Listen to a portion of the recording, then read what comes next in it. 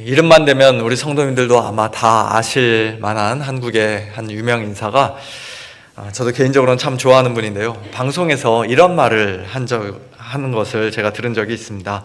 50대 후반으로서 아직 미혼인 그 여자분에게 결혼 배우자로서의 이상형이 누구냐라고 방송 진행자가 묻자 그분은 조금의 망설임도 없이 이렇게 대답했습니다. 저는 얼굴만 봐요. 정우성이나 BTS의 B가 제 이상형입니다. 정우성은 많이 아실 것 같은데 저 오른쪽에 있는 젊은 사람은 BTS 방탄소년단 B라는 가수입니다. 물론 농담 반 진담 반으로 재치 있게 대답한 것이었겠습니다만, 만약에 정말 100% 진심이었다면 그분은 죄송하지만 앞으로도 결혼하기가 결코 쉽지는 않겠다라는 생각을 해봅니다. 사람이 어떻게 얼굴만 보고 누군가를 좋아하고 또 결혼할 수가 있겠습니까? 이것저것 다 고려해보고 얼굴도 보면 모를까, 아니면은 눈에 콩깍지가 껴서 차라리 아무것도 보지 못하면 모를까, 얼굴만 보고 결혼한다는 것은 현실 세계에서는 도저히 있을 수 없는 완전히 만화 같은 일일 것입니다. 우리 성도님들 중에 정말로 얼굴만 보고 결혼하셨던 분들 혹시 계시다면 예배 후에 저를 한번 좀 만나주시길 바랍니다.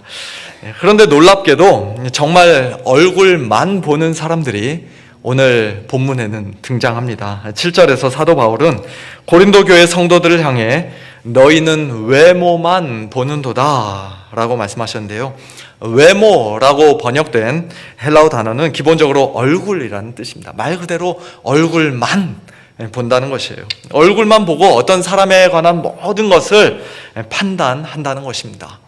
물론 여기서는 단순히 얼굴만이 아니라 좀 더 포괄적으로 그 사람의 외모, 겉모양, 여러 가지 인간적인 것들을 가리키는 말로 우리가 이해해야 할 것입니다만, 어쨌든 고린도 교회 성도들은 그보다 훨씬 더 중요한 것들, 본질적인 것들, 영적이고 내면적인 것들을 보지 못한 채 그저 얼굴, 외모, 겉모양만 보고 사도 바울을 판단한다라고 지금 사도 바울이 그들을 책망하고 있는 것입니다.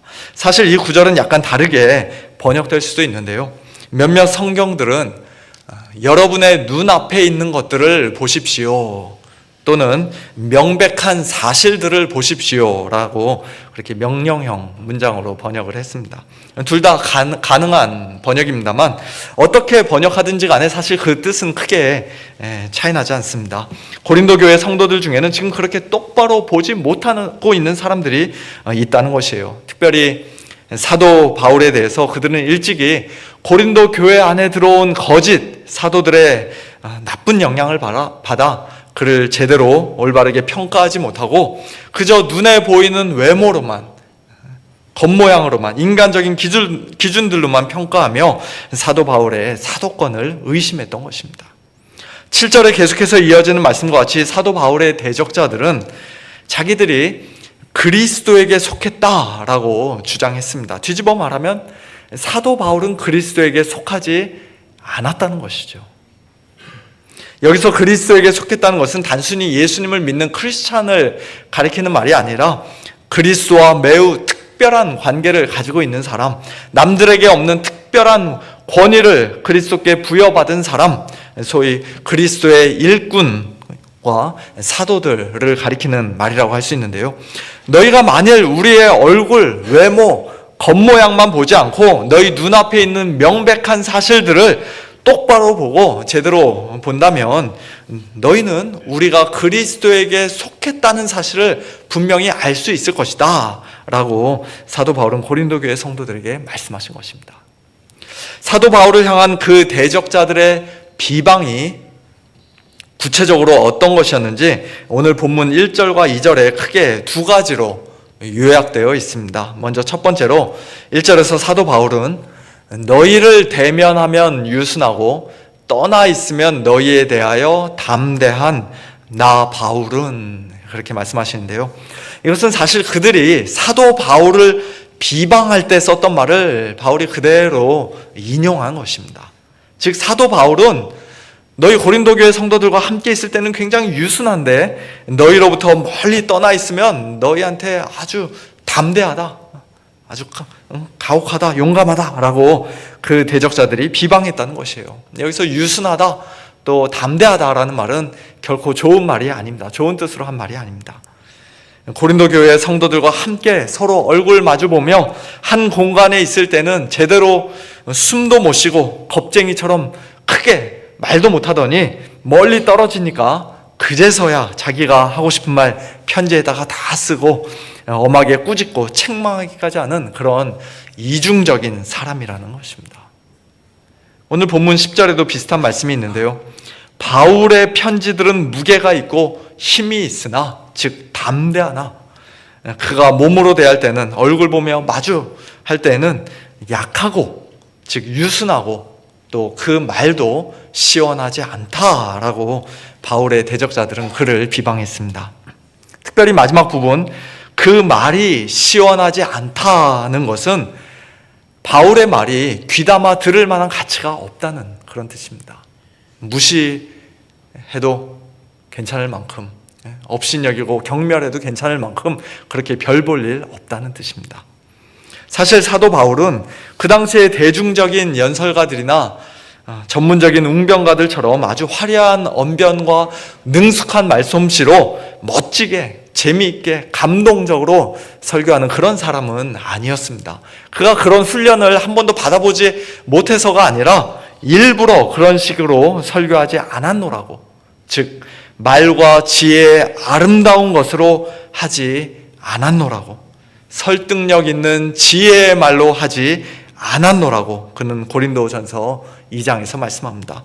사람의 말과 지혜가 아니라 오직 예수님의 십자가만, 또 성령의 능력, 하나님의 능력만 분명히 드러나기를 그가 원했기 때문이에요.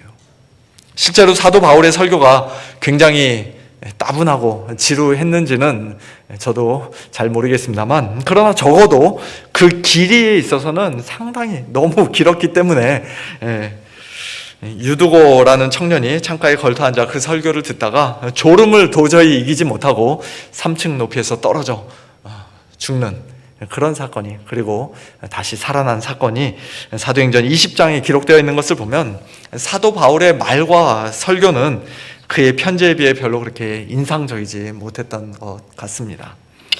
이것은 저에게도 참 위로가 되는 말씀입니다. 설교 시간에 우리 성도님들 평소 드시는 약 때문이든, 전날 밤에 한숨도 못 주무셨기 때문이든, 또는 정말로 설교가 너무 참 지루해서든, 무슨 이유로든지 간에 이렇게 꾸벅꾸벅 조시고 주무셔도 사도 바울이 전하는 설교를 들으면서도 좋은 사람이 있었는데, 하물며 나 같은 사람이 설교하는데 당연히 더 많이 있지 않겠는가, 그런 생각하며 제가 위로를 받습니다. 다만 졸다가 이제 의자에서 떨어지거나 옆으로 쾅 부딪히셔서 다치시는 일은 없어야죠. 저는 이렇게 사람 살리는 그런 은사는 없습니다. 어쨌든 사도 바울의 대적자들이 그에 대해 말하면서 그는 너희를 대면하면 유순하고 떠나 있으면 너희에 대하여 담대한 사람이다. 그의 편지들은 무게가 있고 힘이 있으나 그가 몸으로 대할 때는 약하고 그 말도 시원하지 않다라고 비방한 것들은 하나같이 다 사도 바울을 제대로 본 것이 아니라 그저 외모로, 겉모양으로, 인간적으로 그를 평가한 것이었습니다. 사도 바울은 그들의 그런 악의적인 평가에 당연히 동의할 수가 없었죠. 그래서 그는 11절, 우리가 떠나 있을 때 편지들로 말하는 것과 너희와 함께 있을 때 행하는 일이 같다, 그 둘이 서로 다르지 않고 완전히 똑같다라고 분명히 말씀합니다. 한마디로 자기는 이중 플레이를 하는 그런 위선자가 아니라는 것입니다. 사람들 눈치 보느라 그들 면전에서 제대로 말도 못하는 그런 소심한 사람, 겁쟁이가 아니라는 것입니다.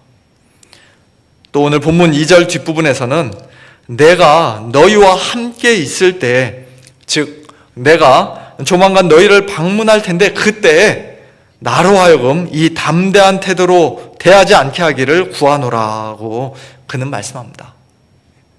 내가 그저 멀리 떨어져서 편지로만 담대할 수 있는 줄 알았냐? 그렇지 않다. 나는 너희와 함께 있을 때 말로도 얼마든지 담대할 수 있는 사람이다. 너희들 얼굴 보며 얼마든지 엄히 꾸짖고 책망할 수 있는 사람이다. 하지만 내가 그렇게까지 하지 않아도 되도록, 그렇게까지 할 필요가 없도록 너희들이 먼저 정신 차리고 그 악한 사람들의 말에 미혹되지 말고 흔들리지 말고 나를 똑바로 제대로 평가하라는 것입니다. 자기 자신이 중요해서가 아니라 사실은 그가 전하는 복음, 그 복음을 똑바로 평가하고 받아들이라는 것이죠. 사도 바울은 그저 그의 외모만 보는 그 대적자들의 비방처럼 인간적으로 유순하거나 한없이 약한 사람이 아니었습니다. 사람들 눈치 보느라 할 말 제대로 하지 못하는, 담대하게 말할 줄 모르는 그런 유약한 사람이 아니었습니다. 오히려 그는 오늘 본문 1절 말씀처럼 그리스도의 온유와 관용으로 고린도 교회 성도들을 권하는 참된 사도였기에, 즉 그 마음이 가장 온유하고 겸손하며 자기를 십자가에 못 박는 자들을 위해 그들의 죄를 용서해 달라고까지 기도하셨던 예수님을 본받은 자였기에 할 수만 있으면 그리스도의 그 온유와 관용으로 고린도 교회 성도들을 권하고 또 그들의 연약함과 어리석음을 오래 참아 주었던 것입니다.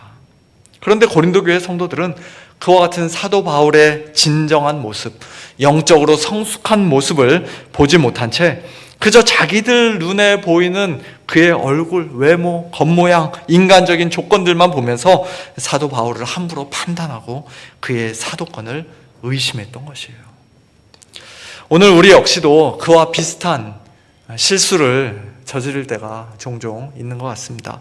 목회자가 마치 이단 교주처럼 사람들을 확 휘어잡는 카리스마가 있고 강단에서 웅변적으로 감동적으로 아주 능숙하게 설교 잘하고 공부도 많이 해서 박사 학위를 가지고 있고 책도 많이 써냈으면, 물론 그런 것들이 나쁘다는 말씀은 아닙니다만, 그렇게 하면 저 사람 뭔가 대단한 게 있는가 보구나 라고 생각하면서 많은 사람들이 따르지만, 그러나 반대로 얼굴이나 외모부터가 별로 매력적이지 못하고 초라하고 학벌이나 학위도 그다지 내세울 게 없고 목소리도 듣기에 편안하지가 않고 불편하고 설교까지 잘 못하고 말이 어눌하면 저 사람은 별 볼 일 없는 목사구나 생각하면서 쉽게 무시하는 그런 실수를 우리도 종종 저지릅니다. 꼭 목회자만이 아니라 동료 성도들을 바라볼 때에도 마찬가지죠. 저 사람이 사회적으로 얼마나 성공한 사람인가, 얼마나 좋은 직업을 가지고 있는가, 얼마나 돈이 많은가, 왕년에 얼마나 잘 나갔던 사람인가, 그저 그와 같은 것들만 볼 수 있을 뿐 그 사람의 진정한 속사람을 보지 못한다면, 즉 그가 얼마나 예수님을 닮은 사람인가, 얼마나 하나님을 사랑하는 사람인가, 얼마나 성령 충만한 사람인가, 그런 것들을 보지 못한다면 우리는 고린도 교회 성도들과 같이 그저 얼굴만 보고 외모만 보는 사람들이라고 할 수 있을 것입니다. 그저 겉으로 드러나는 얼굴과 외모, 인간적인 모습만 보는 것이 아니라 예수님 안에서 완전히 새롭게 지음을 받은 피조물이요, 새로운 피조물이요, 그 속사람이 날로 새로워지고 예수님의 아름다운 성품을 점점 더 닮아가는 그런 존귀한 자들로 우리 눈앞에 있는 목회자들을, 장로님들을, 교회 리더들을, 또 우리 모든 성도님들을 서로 바라보며 그들을 존귀히 여기며 사랑하는 복된 저와 여러분, 우리 모두가 될 수 있기를 예수님의 이름으로 축원합니다. 사도 바울을 향한 대적자들의 두 번째 비난은 오늘 본문 2절에 기록되어 있듯이 그가 육신에 따라 행한다는 것이었습니다. 육신에 따라 행한다는 것은 사도 바울이 별로 그렇게 신령하지 않고 성령 충만하지도 않고 그저 세상적인 가치 기준과 동기에 따라 행동하며 이기심과 탐욕으로 그 마음이 가득하다라는 그런 뜻이라고 할 수 있을 것입니다. 조만간에 우리가 좀 더 자세히 살펴볼 기회가 있을 것입니다만, 사도 바울의 대적자들은 자기들이야말로 가장 거룩하고 가장 신령하고 가장 능력 있는 사람들이라고 자처하는 자들이었습니다. 그런 자들이 보기에 사도 바울은 너무나도 인간적이었던 것이에요. 너무나도 평범하고 뭔가 특별할 게 없었던 것입니다. 교회에서 매주 치유 집회, 은사 집회를 하고 방언하면서 요란하게 귀신 쫓아내고 어젯밤 꿈에 하나님이 나에게 특별히 나타나셔서 이런 말씀하셨습니다. 강단에서 자주자주 이야기를 해야, 그런 식으로 아주 신령한 목회를 해야 교회가 크게 부흥하고 사람들이 북적북적 많이 모여들 텐데, 사도 바울은 별로 그런 것 같지 않으니 그는 성령에 따라 행하는 자가 아니라 육신에 따라 행하는 자임에 틀림이 없다는 것입니다. 그와 같은 비난에 대해서 사도 바울은 3절에서 이렇게 말씀합니다. 우리가 육신으로 행하나 육신에 따라 싸우지 않는다.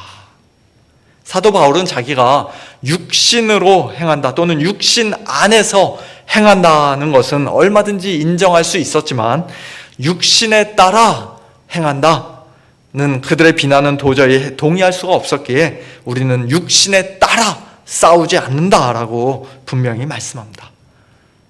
좀 비슷한 말이 많아서 헷갈리는데요.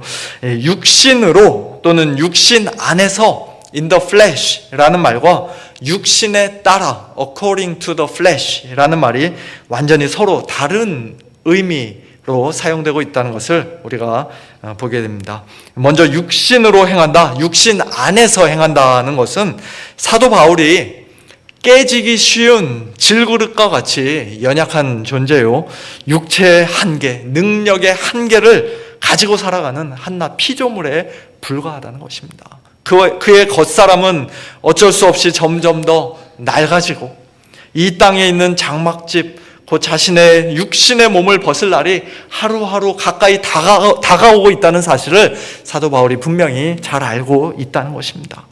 그럼에도 불구하고 그는 육신에 따라 행하는 사람이 아니었습니다. 육신에 따라 싸우는 사람은 더더욱 아니었습니다.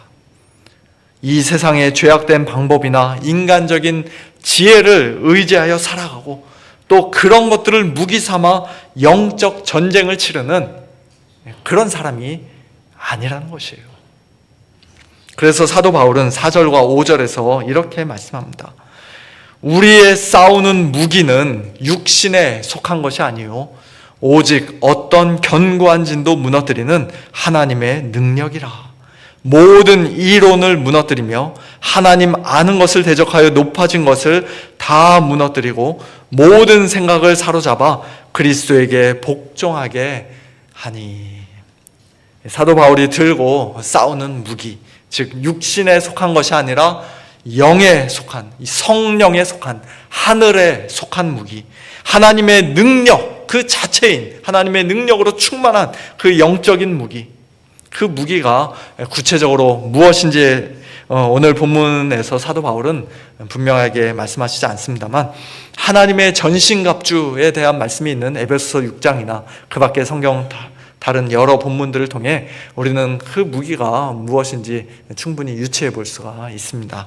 그 무기가 무엇인지에 대해서는 잠시 후에 좀 더 살펴보도록 하고요. 먼저 그 무기가 얼마나 강력한가, 얼마나 능력 있는가부터 우리가 좀 살펴보기를 원합니다. 일개 사람의 능력이 아니라 하나님의 능력인 그 무기는 어떤 견고한 진도, 즉 적군의 철옹성 같은 진영도 무너뜨립니다. 특별히 모든 이론을 무너뜨리며 하나님 아는 것을 대적하여 높아진 것을 다 무너뜨립니다. 그리고 성문이 뚫리고 진영이 깨지고 흐트러지고 높은 망대가 와르르 무너져 이미 패한 것이나 다름없는 그 적들을 포로로 사로잡아 우리 군대의 대장 앞에 완전히 무릎 꿇리는 것처럼 하나님의 능력인 그 무기는 모든 생각, 그리스도께 복종하지 않던 하나님을 대적하던 그 모든 생각을 포로로 사로잡아 그리스도에게 복종하게 만듭니다. 사도 바울이 지금 여기서 말씀하고 있는 이 전쟁은 오늘날 어떤 사람들이 또는 어떤 단체들이 주장하는 것처럼 어느 특정 장소나 지역에 모여 살면서 그곳을 장악하고 있는 악한 영들을 쫓아내는 기도와 금식을 통해서든 소위 땅을 밟기라는 것을 통해서든 그들의 견고한 진을 무너뜨리고 그들을 거기서 쫓아내는 그런 전쟁이 아닙니다. 그것은 성경적인 가르침이라고 보기가 어렵습니다.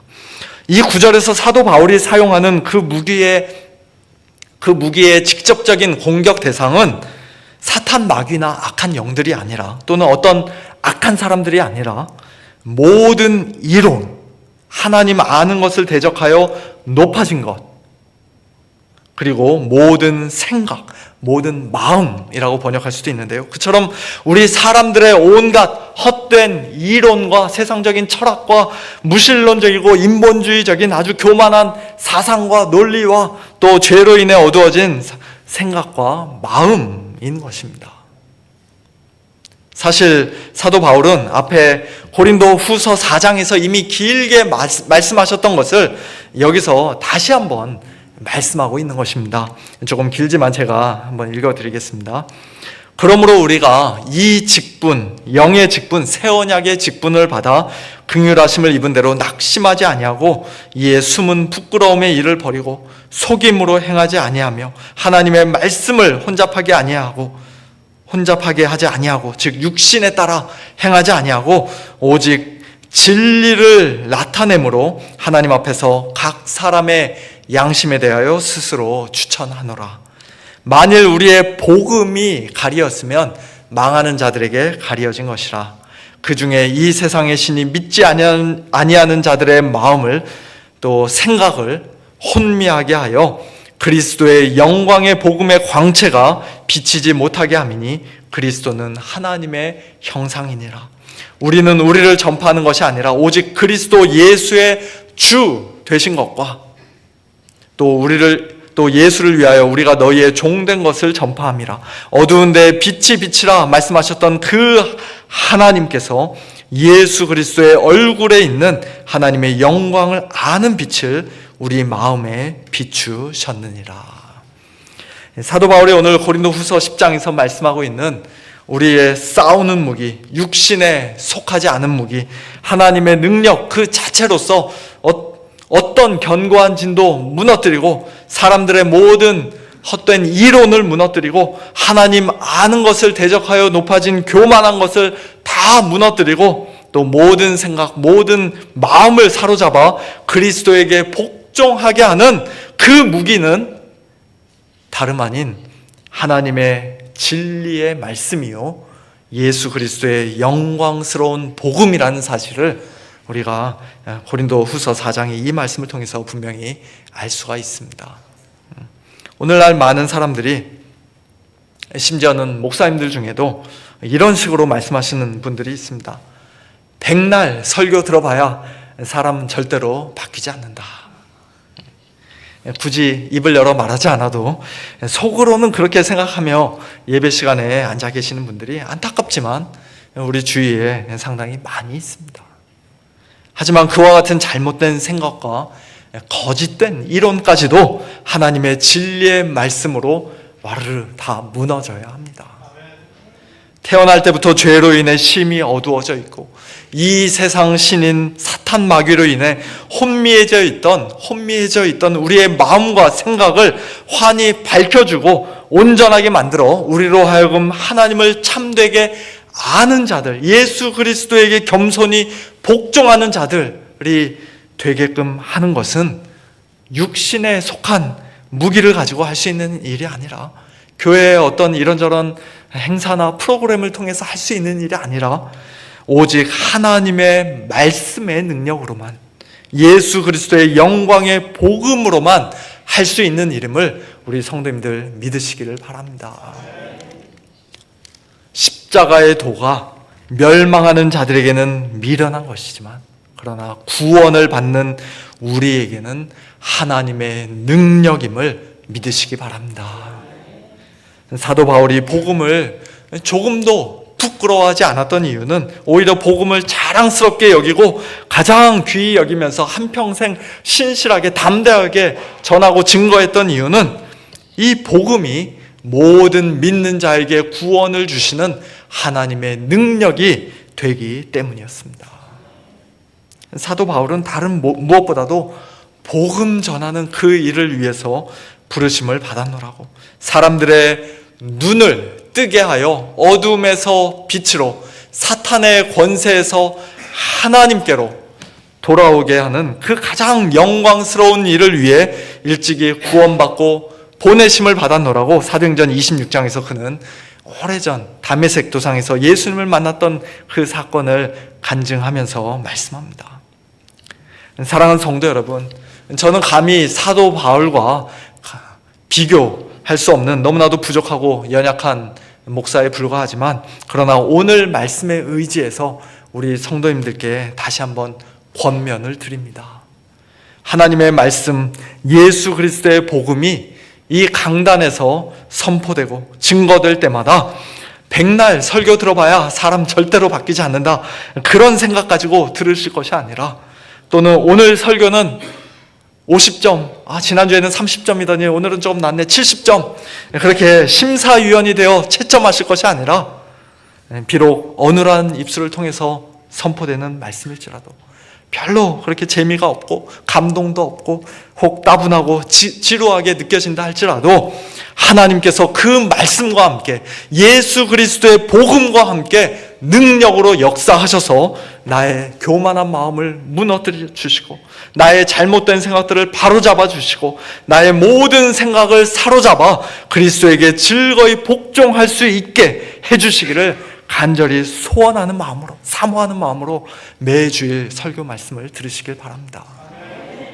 또 매일매일 집에서 혼자 성경책을 읽으실 때에도 육신에 따라 세상의 온갖 철학이나 무신론적인 이론이나 인본주의적인 생각으로 읽는 것이 아니라 그저 소설책, 재밌는